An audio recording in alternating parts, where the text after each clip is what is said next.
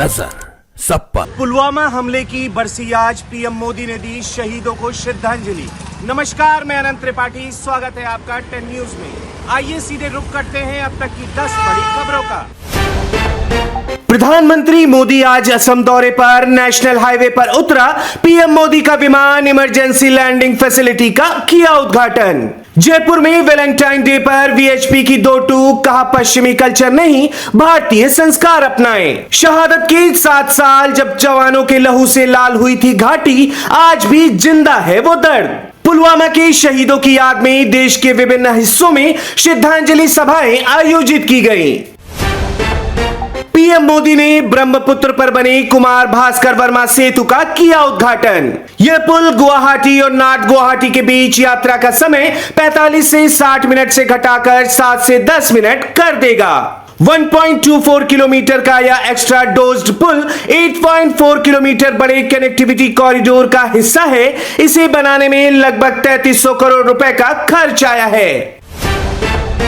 UP विधानसभा में गरजे CM योगी, बोले माफियाओं की कब्र पर फातिया पढ़ते हैं और वंदे मातरम का विरोध करते हैं। माफियाओं की कब्र में फतिया पढ़ने के लिए जाते हैं।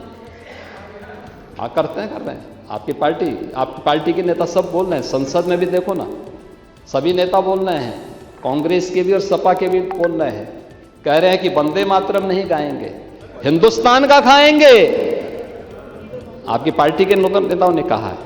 वहीं स्वामी अवमुक्तेश्वरन विवाद पर सदन में बोले सीएम योगी, हर व्यक्ति नहीं बन सकता शंकराचार्य। आदि जगत गुरु शंकराचार्य ने अनिवार्य किया है, जिस पीठ के लिए जो योग्य पात्र होगा उसका मंत्र, उसका भाष्य आज की भाषा में आप कह सकते हैं थीसिस विद्युत परिषद द्वारा अनुमोदित होता है। उसके बाद अभिषेक और फिर उस परंपरा द्वारा उसे मान्यता दी जाती है। हर व्यक्ति शंकराचार्य नहीं बन सकता। हर पीठ के आचार्य के रूप में जाकर यहां वहां वातावरण खराब नहीं कर सकता।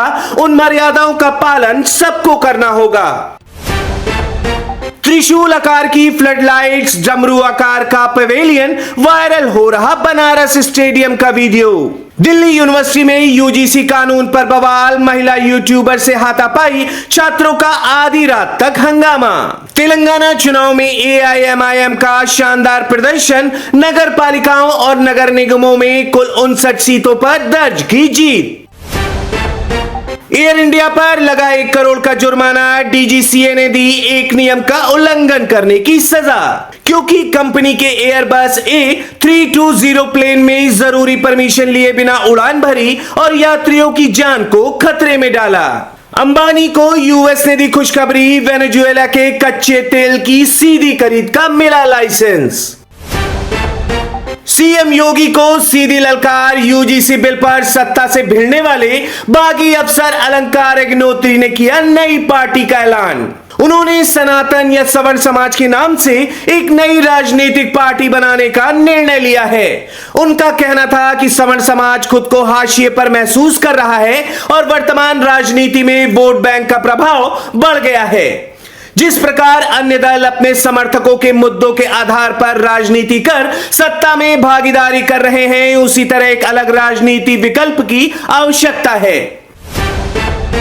पटना में पूर्व आईपीएस अमिताभ दास गिरफ्तार, सीएम नीतीश के बेटे पर टिप्पणी के बाद हुई बड़ी कार्रवाई। जेलर की हत्या का पाप, हाईवे पर हिसाब, मुख्तार अंसारी के सबसे खास गुर्गे बॉबी का दिन दहाड़े काम तमाम। लॉरेंस बिश्नोई गैंग ने मध्य प्रदेश में पैर पसारे, इंदौर के व्यवसाय से मांगी 5 करोड़ की फिरौती, अशोकनगर व्यापारी को 10 करोड़ के लिए धमकाया।